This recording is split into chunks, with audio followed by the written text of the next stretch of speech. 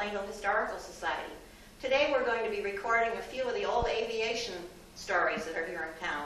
And it's my great pleasure to have Alfred Mastrianni with me today. And Alfred was qualified out of Robertson Field, the very first pilot to ever qualify out of Robertson Field. What year was that, Alfred? 1946. 1946, excellent. Now I understand that there's 4 generations of your family involved in aviation, counting Robbie. But your father was not too happy about this when your brother Jim built an airplane. But that was when Jim was a little kid. Uh-huh. And we built a Toy plane? no, it was a wagon. We pulled the wheels off of it and put a pair of wings on it, and we were going to fly it. Now where were you flying this? Down in Southington? We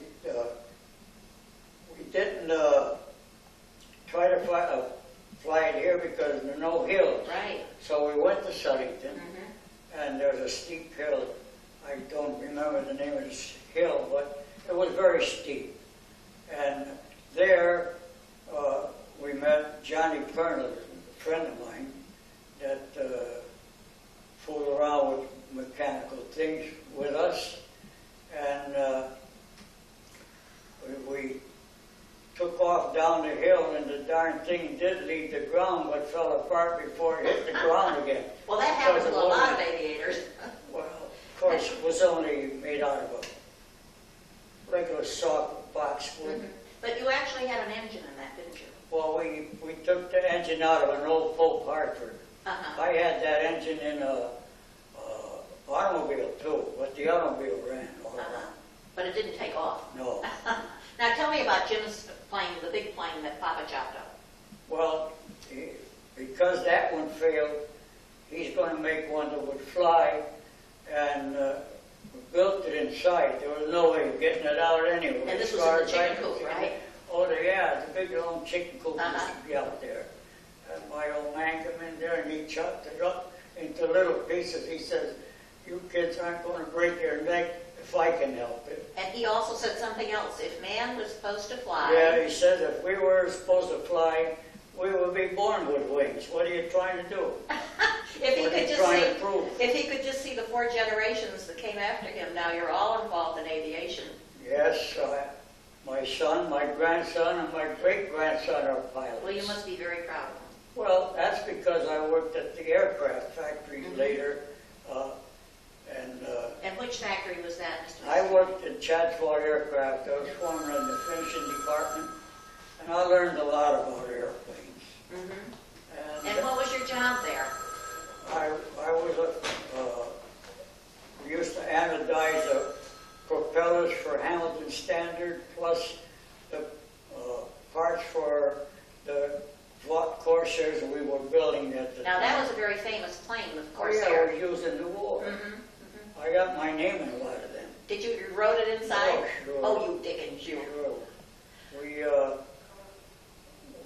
We made a few with pontoons on them. We used to call in the pontoon because they need little guys to get in there to hold the block so they could rivet the plates. Now, you told me a very interesting story about a plane that was made for government, and then the government rejected it. And what happened to that plane? Well, I remember back then, they started putting an airplane together, which was a new style. It wasn't a steel frame like most planes are. They called it a manicock type. And what was the frame actually made of? Dural, which is aluminum. It's an alloy. It's an alloy, copper alloy aluminum. And of course, with the war coming up, were metals getting well, scarce? At this time, there was a lot of talk about the war. You know, the first war was going on. Yeah. And I suppose they were looking ahead. I'm sure they were. I'm sure they were, from what I too. saw Yes. what was being done. Anyway, in 9 months, they finished it. I used to have to get up in the middle of the night to go up there to anodize or plate one little part for that plane. And they finally got it running, and the government decided it wasn't good enough.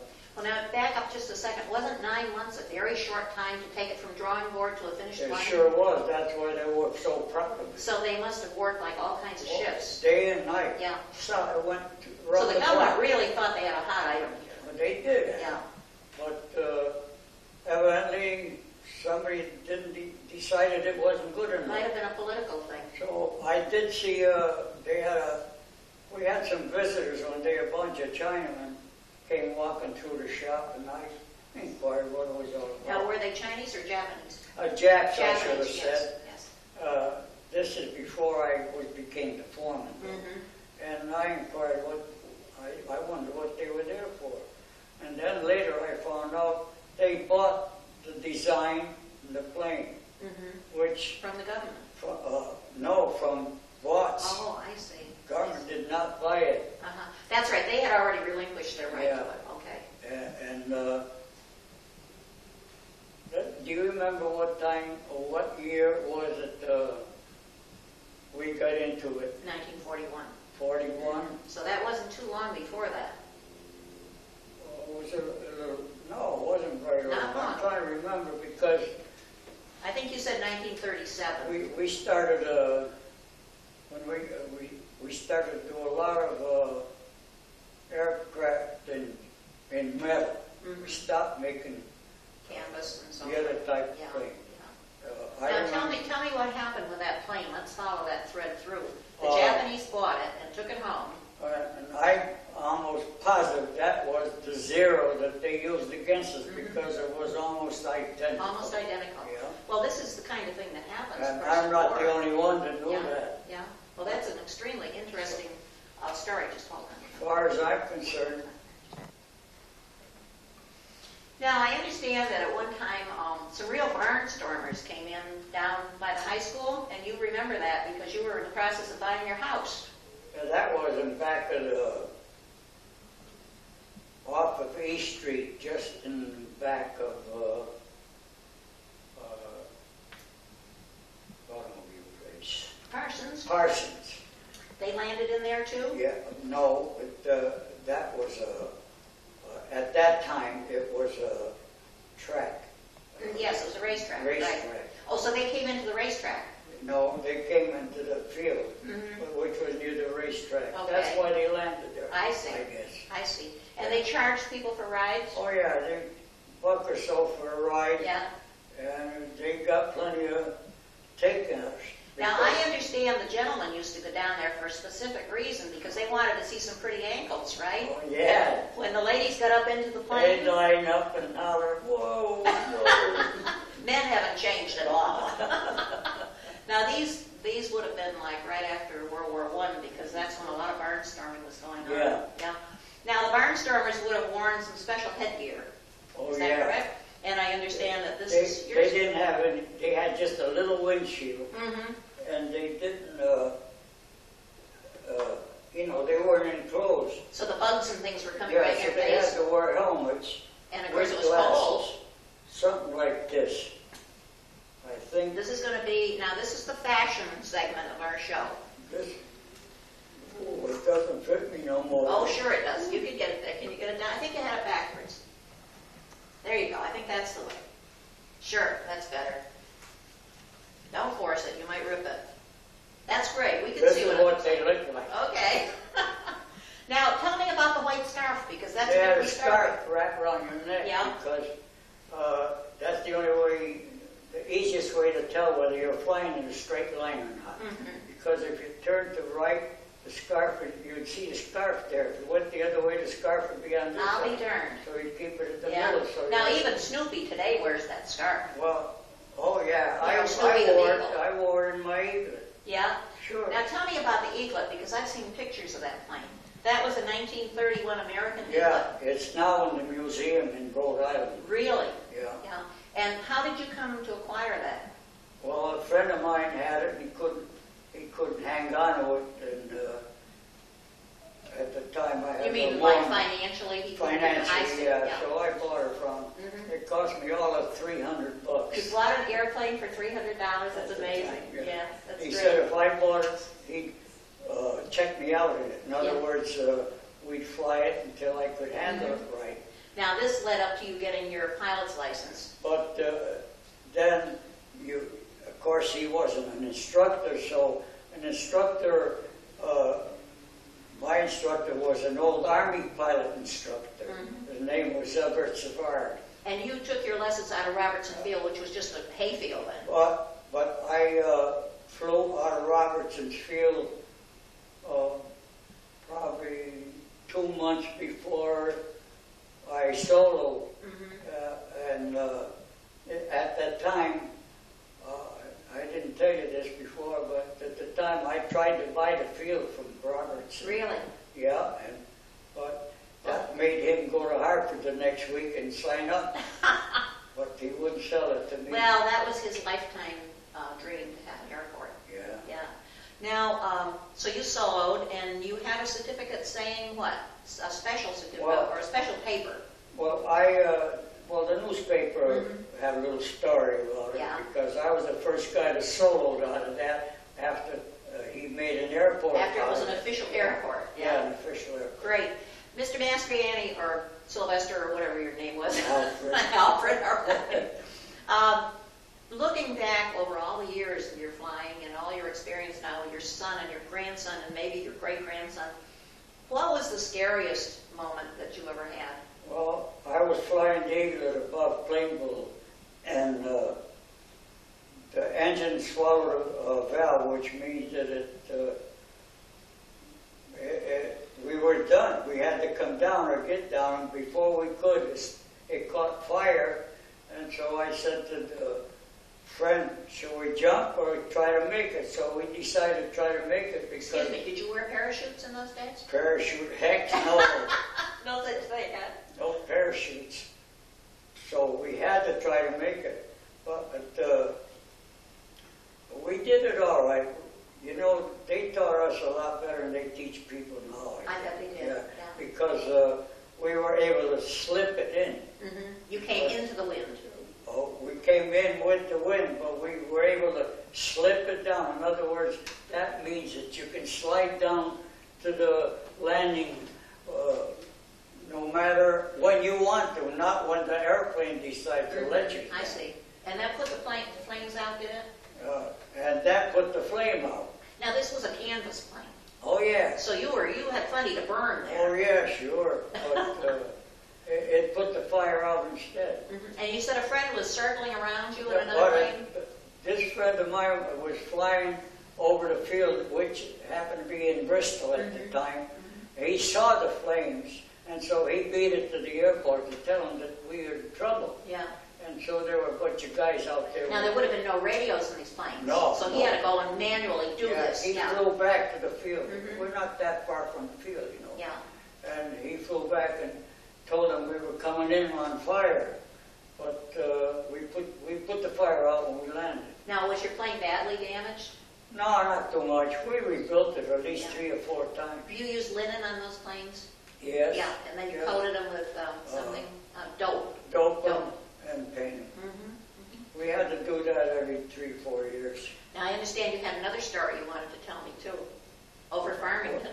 Well, I was scared when we caught fire, but I had another one. When I was on my first hour of solo, the engine quit and I smelled gasoline.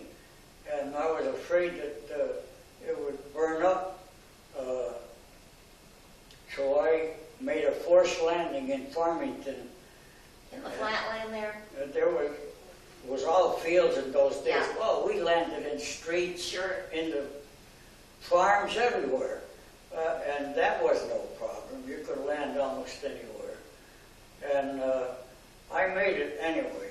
But I was supposed to leave the airplane there. Don't forget, I was still under instructions. Oh, so you were supposed to walk away from it. But I wasn't going to walk home. So I stuck the pipe back in the carburetor, tied it up with my shoelaces, and cranked it over, and I took off again. You were out flying Dickens, I'll tell you that, Sylvester. Excuse me, Alfred. Thank you so much for being with us today. That was a lot of fun. Well, Thank you so much. It brings back memories. You bet. Thank you. Our next guest this afternoon is Bessie Kullberg, and I asked special permission to call her Bessie, and she said everybody does, no matter if they're little kids or older people. So Bessie, welcome to the Plainville Historic Center. I understand right off there's a rumor that you want to dispel. Well, some of my well-meaning friends are saying that I was the first woman pilot in Connecticut, and that is not so. I know for certain that it is not so because very shortly after I got my license, I joined a club called the 99ers, which was a club of women flyers in Connecticut, and I went to a luncheon where they were prepared for 30 members. So we know they were, I was far from the first. Preceded by a number. Bessie, let's set the scene now. How did you happen to be taking aviation lessons, and what was the funding? Well, this was a federal project. In the fall of 1939, a group of federal employees came around to what was then Teachers College of Connecticut. And that's what the picture is. This is your group of people that were going to take the lesson. That's right. And the idea was that we, for a sum of $40, we could have ground school and the necessary books of instruction and our air flight time also. And the idea was that this would give us basic flying instruction. And I think I at least regarded it as an opportunity just to have some, well, I wouldn't say avocation, let's just say recreation. And I'd always had some interest in being up in the air. I noticed you were the only girl in the group. Yes, there were 10 of us all told. And when I think about it now, I think that I was sort of a little, trying to think of the word, a person who gives the idea that this is an ordinary kind of thing with a mixed group, when actually my being there was sort of a cover for the fact that I think they were giving basic training to young men who might possibly later be called into military service. And on my application, it asked, in case of any kind of a military involvement, would you be interested in going into I've forgotten whether they said Air Corps or whether they said military service, and I wrote no. I hadn't any interest in that. But they gave you that despite the fact you were a feminine person. Yes, so I think I was just something to make it appear as if it were truly a civilian. You were the token girl. Yes, that's the word I want. Bessie, when you started your lessons, I had shown you this page in a child's book, and you said this looked like the instrument panel because it was very simple. Yes. And tell me what you were saying about today's cockpit Well, look. today's cockpits are so complicated and involved. There are a great many dials on them, and I understand that all this is controlled by computer and so forth, whereas when I took my flying license, it was a very simple Instrument panel. Instrument panel. Not even a radio, am I correct? No, there was no radio, and at first we were only taught to fly in the daytime. Later on, I imagine anyone who went on further would be taught how to make ground approaches at night. Now, where did you said your dad paid as much as how many semesters at that time, the cost of a semester at Central Connecticut was $20, and we had 2 semesters in the normal year. So that meant that we would spend $40 for the year's semesters. So wonderful. Even though this was federally initiated, your father still had to pay hard cash out. Yes, he Okay. did for the first time, but I didn't finish all my air time. I finished my ground school successfully, but I didn't finish my air time because we did not have a car, and so I used to have to take umpteen buses from one place to the other to get to Bristol Airport, where we did our flying. Now that was the first spot. Yes. Now that's where Superior Electric Factory is presently. Yes, it is, and I look at that ground and say to myself, is it possible that I... Nice flat land. Yes, it is. But because I hadn't finished all my air time, they allowed the federal government and those who were running the course allowed me to finish the rest of my air time without having to pay any more tuition, thank goodness. But I had to go up to Brainerd Field in Hartford in order to finish the air time. And you had to bus it to Harvard. I would walk 1.5 miles to the center of town, take a bus to New Britain, take another bus to Hartford, get off at the South Green, take a trolley down Weathersfield Avenue to Warwarm Avenue, and then walk 2 miles on Warwarm Avenue to the airport. You had to be really dedicated. Oh, that was yes, quite but a... by that time I had the bug quite seriously.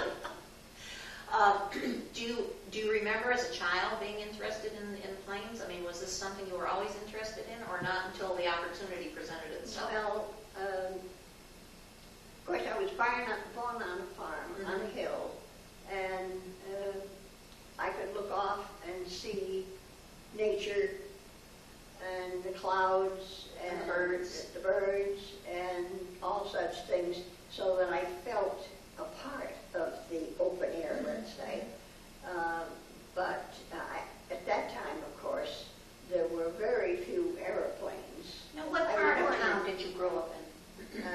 When we moved to Plainville in 1925, we lived in a house which was just north of what is now called Granger Lane. Okay. The house has since been taken down. The very next house to Granger Lane. Yes. I know that house. Yes, that's where little Arthur Bartlett lived. A little boy in 1888 who we have his diary downstairs. Oh, yeah. So I call that the old Bartlett house. Well, that's all right with me. There are 2 big spruce trees in the yard that went down in the small tornado in The one that took the Swedish church? Yes. Oh, in yes. September of 42. Bessie, now what kind of plane or planes were you involved with during your aeronautical career? We used the Piper Cubs and Taylorcraft was the other one? Taylorcraft.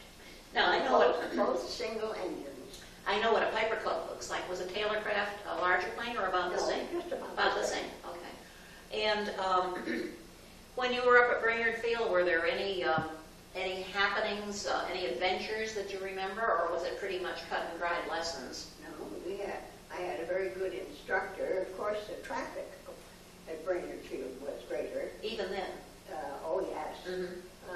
But the one thing that I think kind of stands out in my mind is that at one point we were trained to go, I've forgotten how high up in the air, but anyway, quite a ways up in the air, and cut the engine, and then make a landing in which we would gradually drift down closer and then onto the field. And you're indicating a spiral pattern? Yes. Yes, okay. Yes. And so I thought to myself, well, I was trying to repeat some of the things that I had been taught after I got my license. And so I said to myself, well, maybe I better do that one. I think they call that a 360-degree approach or something like that. They had a name for it. And so I went way up and cut the engine and started spiraling over the airport. And when I got down, I did make a good landing, if I do say so. I had remembered what they taught me. And then my instructor came out to me and he said, Bessie, I don't want you to do that again. And I said, but that's what you taught me to do. And he said, well, recently they have decided decided that we should not do that. I don't know why. Maybe But the planes weren't built to take that stress or something? No, I don't think so. I think it had more to do with air traffic. I see. I don't know. But anyway, I wasn't supposed to do that again. Well, I had tried very hard to do what I was told to do. So I was kind of shook to my toes. And having thought I had done something moderately difficult and done it well and told them I shouldn't do it again. So you never know. We're going to take a little break here. Bessie, I understand that during the war, there were civilian restrictions or restrictions placed on the civilian flyers that you weren't too crazy about. Yes, that's right. Of course, we didn't realize when we were asked to take this course to begin with that there was any possibility, really, of our getting into any kind of military action or anything. We were just going to enjoy flying.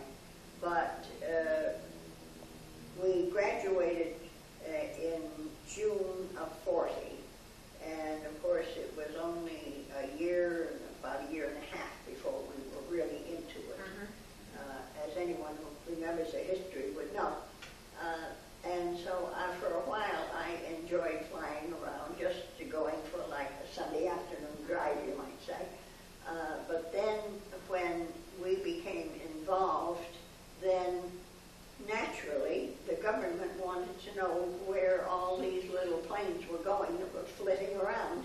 And so they made the rule that if we were going to go more than 3 miles from the airport, we must have permission from General Flight Headquarters down at LaGuardia Field.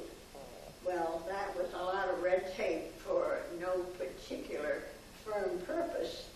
And since I had other personal reasons for ways to use my money and my time, I decided to give up my flying license. And what was one of your personal reasons? Well, one of my personal reasons was I was getting ready to get married, and so I was putting money into my trousseau, among other things.